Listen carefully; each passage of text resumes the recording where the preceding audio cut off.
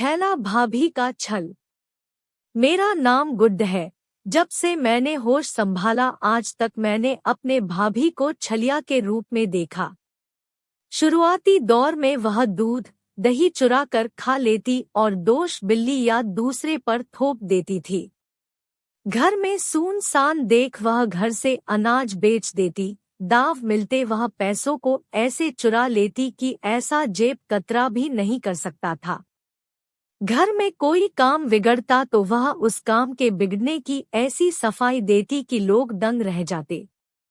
एक बार उसने 20 litre diesel खाना पकाने के लिए आग जलाने में खर्च कर दिया और 2 लीटर घर में गिराकर कह दिया कि सारा तेल चूहे के बिल में चला गया, क्योंकि उसने चूहे की मान के पास उस तेल को जानबूझकर गिराया था। जब लोगों कहा कि तेल का डिब्बा वहां कैसे गया तो कहने लगी, कल घर की सफाई करते समय मैंने वहां रखी थी। वह अपने बातों में ऐसे घर भर को फंसा कर रखा था कि मेरे सच कहने तथा समझाने पर लोग उसी का पक्ष लेते और उल्टा मुझे ही झूठा बना देते। लोग कहते, लगता है गुड्डू कुछ दिनों में पागल हो जाएगा। उसी दौरान मेरे दोनों मझोले भाई मुंबई से घर आए थे। मैंने उन्हें छिपा-कर अपने भाभी के कारनामे दिखलाए। उन्होंने देखने के बाद मेरे भाभी को कई बार रंगे हाथों उसके छल को पकड़ लिया। अब क्या वह बहाना भी नहीं बना पा रही थी। घर वालों ने यह फैसला किया कि भाभी को अपने से अलग कर दें और घर खेत में हिस्सा देकर उन्हें अलग कर दिए। जाते जाते मेरी भाभी ने मेरे पापा को बहला फुसलाकर अपने में लेकर चली गई। अब मेरी माँ हम लोगों में अकेली रह गई। कुछ दिनों बाद मेरे भाभी ने क्या गुल खिलाया कि चुपके से उसने मेरे पापा से सारी जमीन अपने नाम करा ली। जब इस राज की पर्दाफाश मेरे गांव के वकील ने किया, क्योंकि उससे उसके दोस्त ने बता दिया था। अब मैं और मेरे भाइयों ने वरासत का मुकदमा लड़ना शुरू किया। पंचायत बुलवाई। पंचायत में मेरे पापा हम लोगों पर झूठा इल्जाम लगाता और बुरा भला कहता। अबू मेरे और मेरे भाइयों को शक हुआ। हम लोगों ने बारीकी से पता लगाया तो पता चला कि तुम्हारे पापा की तुम्हारी भाभी रखेल बन चुकी है, इसलिए यह सब कष्ट तुम्हारे सामने आ रहे हैं।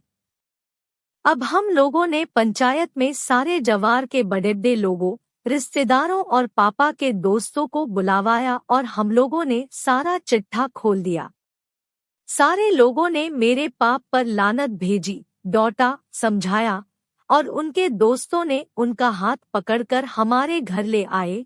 दूसरे दिन मेरे पापा मुकदमे में हम लोगों की पैरवी की और अपने दिमागी हालात न ठीक होने का बहाना बनाया। तब जाकर हम लोग वरासत में शामिल हुए। कई बड़े बड़े नेताओं के सोर्स से पापा के दोस्तों ने हम लोगों के नाम जमीन वापस कराई। तब जाकर हमारे घर में शांति आई।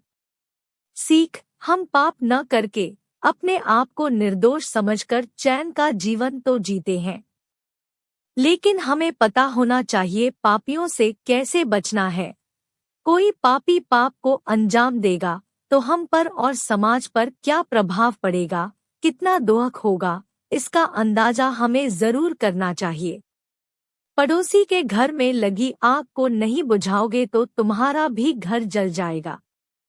पापी को पाप से रोके, उसके क्रियाकलाप पर नजर रखें, यह काम पुण्य का है। जालिम के जुल्म को किसी भी तरह रोकना महापुण्य है। यह कहानी कैसे लगी? यदि अच्छी लगी तो मेरे चैनल को सपोर्ट करें। महती कृपा होगी। वीडियो देखने के लिए कोटि कोटि धन्यवाद।